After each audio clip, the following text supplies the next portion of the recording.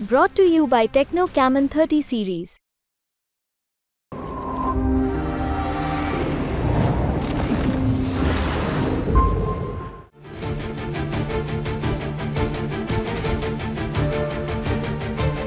Gang war आणि हत्यांच्या घटना तशा भुसावळसाठी नव्या नाहीत.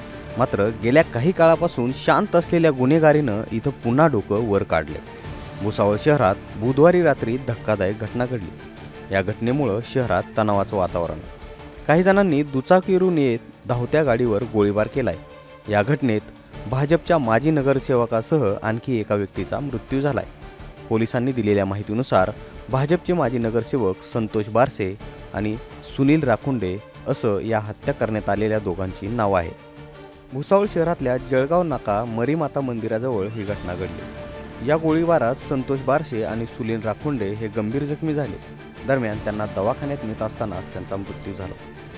घटनेची माहिती मिळताच पोलीस घटनास्थळाकडे रवाना झाले आणि त्यांनी पंचनामा केलाय.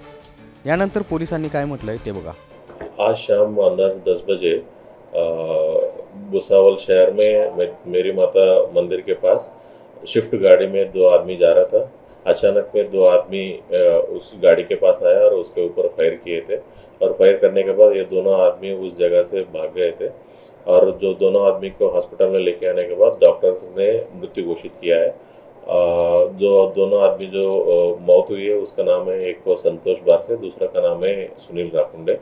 और कौन आरोपी है और किस कारण पे उसने ये मर्डर किया है इसके बारे में हमारा तपास चालू है. इनके अलावा उसमें नगरसेवक का भी नाम आया जिन पे हल्ला हुआ है, मतलब ये एक्स नगर सेवक है, अभी नहीं है. सर, ये कोई पुरानी दुश्मनी वगैरह हो सकती है?